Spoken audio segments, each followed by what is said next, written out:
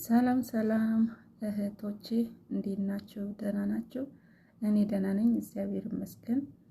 እባካችሁ ውድ የሀገሬ ልጆች እህቶቼ ይህን ዩቲዩብ ቻናል ስትገቡ ሰብስክራይብ፣ ላይክ በማድረግ ቤተሰብ ሆኖ እላችኋለሁ። እና ዛሬ ምንድነው እኔ በእኛ እዚህ ያለውበት ሰፈር የተፈጠረው ነገር ነው ምነግራችሁ። እሱስ ምንድነው? እባካችሁ ልክ እንደኔ እንደ ሌሎች እህቶች ምግብ የምትሰሩ እህቶቼ ተጠንቀቁ። በጣም መጠንቀቅ ያለባችሁ ትልቅ ነገር እንንገራችሁ ብዬ ነው። እኔም በዚህ ነገር በጣም እጠቀም ነበር፣ እነሱ ራሱ ይጠቀሙ ነበር። እና እንደኛ ልክ አንድ ሴት ስደተኛ ነበረች እዚህ ጎረቤት ማለት ነው። እና እዛ ቤት ወደ 17 አመት ነው የሰራችው። 17 አመት አስቡ። ምን ቢሆን ለልጆች ትምህርት ቤት ሄዶ ነበረ፣ 2 ሴትና 1 ወንድ። እና እነሱ ሲመጡ ምሳ ሰዓት ምግብ ሰርታ ነበር። እና ምግብ የሰራችው ምንድነው? ሾርባ ነው። ያው ታውቃላችሁ የአረብ ምግብ። እና ሾርባ ሰርታ በምን ብታማስለው ጥሩ? ያው እሷ ጨው ለመቅመስ ብላ የተጠቀመችው ማንኪያ ይሄ ነው። ይሄ ማለት ነው። ይሄ ፕላስቲኩ ማንኪያ መጠንቀቅ አለባችሁ እባካችሁ። ምግብ የምትሰሩት ራሳችሁን ጠብቁ። ጉዱን ልነግራችሁ ነው አሁን። በጣም የሚያሳዝን ታሪክ። ይህንንም ደግሞ የሻይ የሚያማስሉት የኬክ ምናምን የሚበሉበትን ለምንም አይነት ምግብ እንዳትጠቀሙ። ይቅርታ ቤተሰብ አዛን እያለ ስለሆነ ነው የዘጋሁት። እናስ ምንድነው እቺ ልጅቷ ከነሱ ጋር አብራ ቆይታ አሳድጋቸው ከህፃንነት እስከ ትልቅ አድርሳ ያ ሁሉም ነገር መስዋዕትነት ከፍላ እንግዲህ እሷ እንግዲህ ይሄ ነገር አደርጋለሁ ብላ አይደለም ያደረገችው። ሰው ልጅ ደግሞ ይሳሳታል። ይሄስ ደግሞ ትልቅ ነፍስ ጉዳይ ነው፣ ነፍስ ነገር ነው። እሷም ደግሞ ይሄ ነገር ሆናኝ እንደዚህ ነገር ይገጥመኛል ብላ አላሰበችም፣ አላቀደችም። እንደማንም ሰራተኛ ምግብ ሰራተኛ ነች። እንግዲህ በዚህ ማንኪያ ተጠቀመች። ያው መጨረሻ የፖሊስ ምርመራ ስትደረግ ከቤት ምግብ ነው የወጣው ነቲጃ ተብሎ የተሰራው ምግብ ከቤት ሄዶ ተመርምሮ ስታይ የዚህ ማንኪያ ተማስሎ ነው የተገኘው ማለት ነው። ውጤቱ የዚህ ማንኪያ ውጤት ነው የተገኘው። እኔ ራሱ ድንግርግር እያልኩ ነው ያወራው ያለው እውነት በፍራቻ ምክንያት ማለት ነው። እና የሞቱትም 3ቱንም ፈጣሪ ነፍሳቸውን በገነት ያኖር። ልጅቷም ደግሞ ያው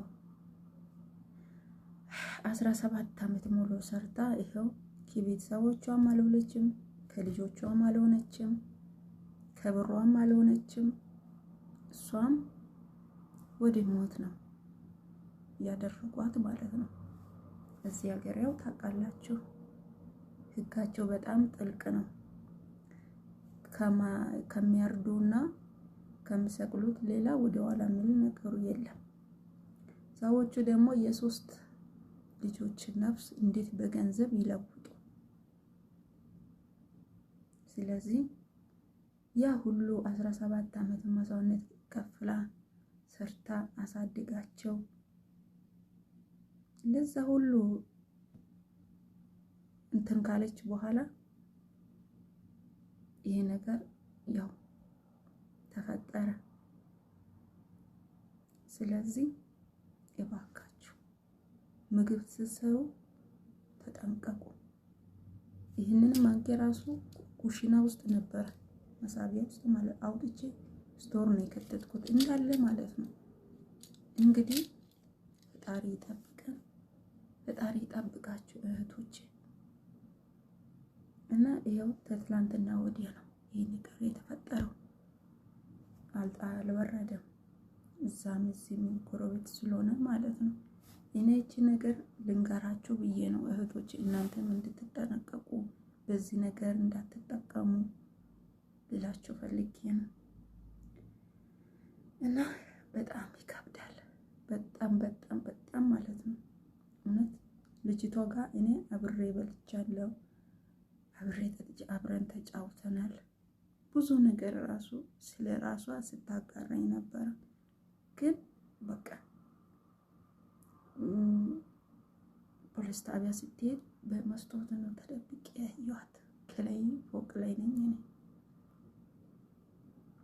እና በቃ በጣም ነው አንጀቴን የወላችን፣ በጣም ነው ልቤን የተሰበረው። እና እዚህ በቃ ማታሰር የለም ምን የለም በቃ ነፍስ ጉዳይ ነው።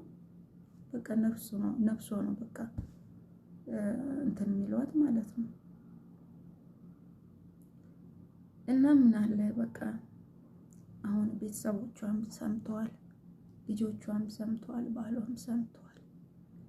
ያው ነግረናል የሚሉ ወሬ ሰምቻለሁ።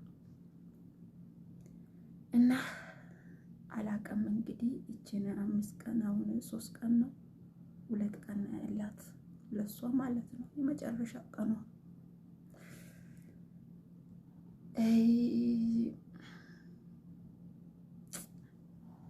አቤት አምላኬ ሆይ ከዚያ አምላክ ከሷ ጋር ይሁን።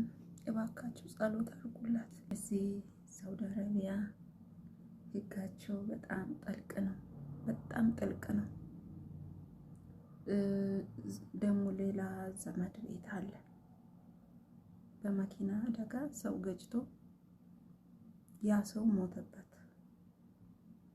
እና የዛ ደም ስለፈሰሰ የዚህም ደም እንዲፈስ ነው የሚያደርጉት።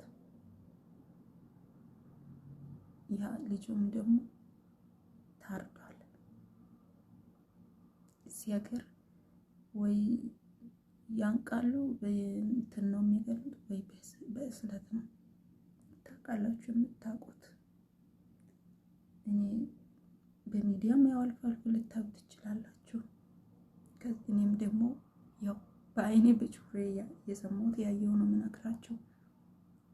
እና በተቻላችሁ አቅም እዚህ ሀገር ባትመጡስ፣ የመጣነው መተናል። እዚህ ሀገር በሰላም እንደገባን በሰላም ያውጣን።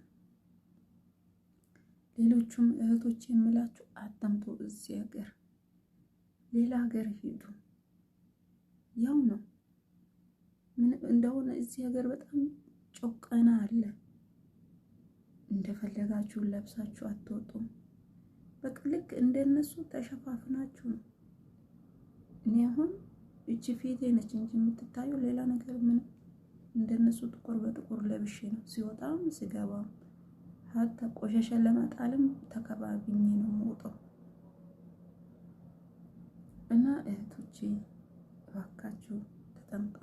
ሳውዲ አረቢያ ላይ ያላችሁ፣ ሌላም ቦታም ቢሆን ያላችሁ ተጠንቀቁ እላችኋለሁ። በዚህ ነገር እንዳትጠቀሙ፣ ይሄ ማንኪያ እንዳትጠቀሙ እና ራሳችሁን ጠብቁ እህቶቼ እባካችሁ። ከመጣነው ከስራችን ሳንሆን ከዓላማችንም ሳንሆን ደግሞ ከነፍሳችንም ሳንሆን እንዲሁ ዝም ብለን ምድር በዳ ላይ እንዳንቀር እባካችሁ። ምግብ ስትሰሩ ስልካችሁ ነው ምንም እንዳትጠቀሙ። በቃ ያንን ነገር ስትሰሩ አይናችሁ በቃ ምግብና ምግብ ላይ አድርጉ። ሌላ ነገር ምንም ስትሰሩ ችግር የለም፣ ግን ምግብ ስትሰሩ ስልክ እንዳትጠቀሙ። ወላ አጠገባችሁ እንዳታድርጉ። በቃ ክላሳችሁ አድርጋችሁ ስራችሁን ስትጨርሱ ይደርሳል፣ የትም አይሄድም። እና ይሄን እላችኋለሁ። በጣም ነው እኔ የፈራሁት፣ በጣም ነው የሰጋሁት፣ በጣም ነው በቃ ውስጤ በቃ እስካሁን ያው ድምድም ነው የሚለኝ ራሱ ማለት ነው። እና እባካችሁ ተጠንቀቁ ነው የምላችሁ እህቶቼ። ፈጣሪ ከእናንተ ጋር ይሁን።